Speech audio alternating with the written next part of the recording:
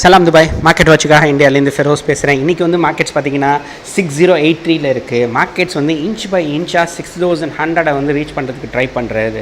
ஆனால் வந்து ஒரு நல்ல விஷயம் பார்த்திங்கன்னா, குளோபலாக நிறைய நெகட்டிவ் நியூஸ் வந்துக்கிட்டு இருந்தால் கூட இந்தியன் மார்க்கெட்ஸ் வந்து டிராஸ்டிக்காக ஒன்றும் பெருசாக கீழே விடல.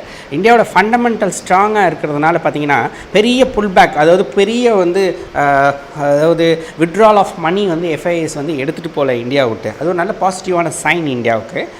இன்றைக்கி பார்த்திங்கன்னா ரயில்வே பட்ஜெட் வந்து இன்னும் கொஞ்சம் நேரத்தில் வந்து ரயில்வே மினிஸ்டர் வந்து வாசிக்க போகிறாரு.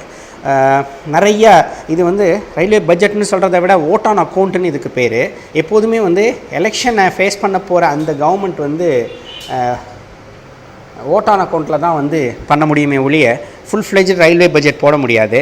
நிறைய ஷாப்ஸை எதிர்பார்க்கலாம். பெரிய பெரிய அச்சீவ்மெண்ட்ஸாக அவங்க சொல்லுவாங்க. இன்றைக்கிற ரயில்வே பட்ஜெட்டில் வந்து ரயில்வே பட்ஜெட்டை பேஸ் பண்ணி வந்து ரயில்வேவை பேஸ் பண்ணி இருக்கிற சில ஸ்டாக்ஸ் இருக்குது. டைட்டகர் வேகன் இருக்குது, தென் கலண்டீர் ரயில்னு இருக்குது. இவங்கெல்லாம் வந்து ரயில்வேக்கு வந்து கோச் செய்கிறவங்க, ஸ்பேர் பார்ட்ஸ் செய்கிறவங்க, ஜைகாம் ரயில்வே செக்யூரிட்டி சிஸ்டம் செய்கிறவங்க. இந்த ஸ்டாக்ஸில் வந்து நிறையா மூவ்மெண்ட்ஸ் இருக்கிறதுக்கு சான்சஸ் இருக்குது.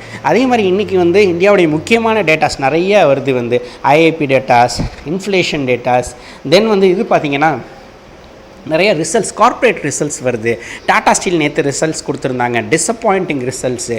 ஏன்னா அவங்க வந்து மேஜர் ஃபோக்கஸ் யூரோப்பை பேஸ் பண்ணி என்ன பண்ணாங்க, ஒரு 4-5 இயர்ஸ்க்கு முன்னாடி கோரஸ் ஸ்டீலுங்கிற ஒரு ஸ்டீல் கம்பெனியை அக்வயர் பண்ணியிருந்தாங்க. செவரல் க்ரோர்ஸ் வந்து கடன் வாங்கி அதை அக்வயர் பண்ணியிருந்தாங்க. அவங்களோட டார்கெட் என்னென்னா யூரோப்போட எக்கானமியை வந்து பேஸ் பண்ணி வந்து அந்த கம்பெனி வளரணும். ஆனால் அன்ஃபார்ச்சுனேட்லி யூரோப் எக்கானமி வந்து ஸ்லோடவுன்னால் வந்து அவங்களும் அதில் பாதிக்கப்பட்டிருக்காங்க. பட் இது வந்து ஸ்டீலை பொறுத்த வரைக்கும் அது சைக்ளிக்கல் ப்ராடக்ட்டு. டிமாண்டு பிக்கப் ஆனோன்னா ஆட்டோமேட்டிக்காக வந்து டாடா ஸ்டீலுடைய ப்ராஃபிட்ஸ் எல்லாமே பிக்கப் ஆகிடும்.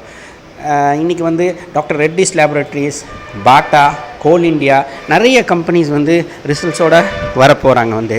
ஸோ எப்படி இருக்குது என்ன இருக்குங்கிறத நாளைக்கு நம்ம பார்ப்போம்.